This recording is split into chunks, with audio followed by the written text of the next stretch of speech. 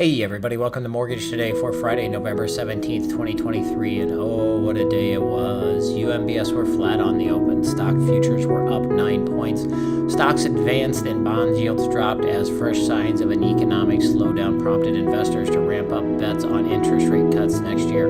This week's soft inflation and jobs data in the U.S. has fueled the conviction that aggressive policy tightening cycles from the Federal Reserve and other central banks are finally at an end. That view helped drive $23.5 billion in stock funds in the week through November 15th, the second biggest inflows of the year. If bonds had been largely on the move through the CPI data, they are more likely to favor a less directional range until the first full week of December. General range trade lock float thoughts are the closer rates are to the recent lows, the more it makes sense to consider locking being closer to recent highs without blowing through them. Due to an obvious catalyst that allows for subjective decisions, housing starts rose to 1.372 million versus 1.346 million in the prior month. That's up 1.9%. It was up 3.1% previously. Despite the conflict in the Middle East, oil is showing signs of healthy supplies and rising stockpiles, and crude prices are on the run for 4 straight weekly declines, the longest streak since May. Lower oil prices as we head into winter means lower prices at the pump and lower heating oil bills, which is good for the fight to bring inflation down and good for rates. Most people just take that extra money and go buy crap. The National Association of Realtors reports that listings are increasing as mortgage rates fall.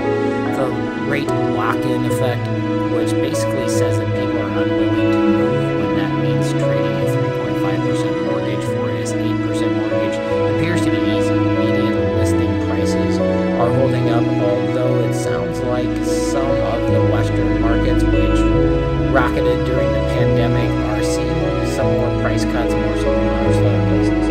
Median listing prices are up 0.7%, new listings are up 6.7%, active listings are up 0.6%, and time on market is down 2 days. National Association of Realtors chief economist Lawrence Yun forecasts that existing home sales will rise 15% in 2024 as mortgage rates fall into the 6 to 7% range by the spring selling season. Based on normal MBS spreads, a 4.4 10-year yield, which is about what we're at right now, should translate into a 6.4% mortgage rate. The 10-year Treasury yield is at 4.4%, which historically means mortgage rates could be around 6.4%, but they are much higher.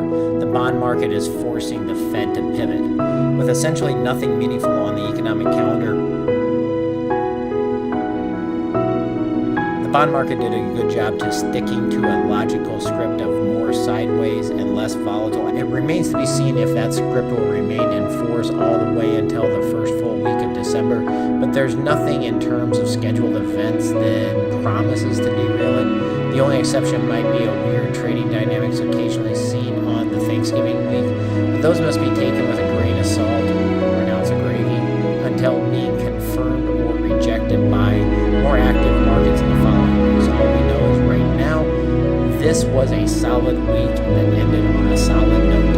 It's closed the day down pretty much flat. It was down 3 basis points on the day at 101.20. The Ginnie Maes were about the same. So at 101.20, that is putting us just above this 100-day moving average, which is the purple line of the Fibonacci as a floor. And then we have the ceiling up there at another Fibonacci at 101.633, and the 200-day moving average is converging down on that. In other news, there are a big court case coming up. The CFPB claims that Citibank held secret policy against Armenian Americans. They are alleging that between 2015 and 2021, the bank's secret statewide policy in California resulted in the rejection of credit card application, rejection of requests for increased credit lines, and outright cancellation of accounts in good standing. Applicants with the last names ending in IAN or YAN or applicants living in Glendale, California were targeted by this practice.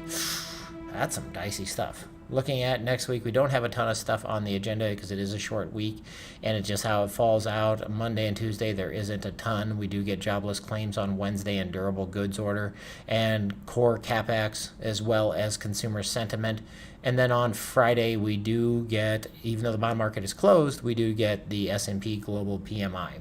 So if you have some time over the weekend, check out some of our common sources and sponsors, particularly www.wellthatmakesense.com, where there is an excellent series. It is a video series, so you don't actually have to read anything, but you can learn from the great book, The Slight Edge, which is all about getting your goals and achieving them and a practical method for doing that.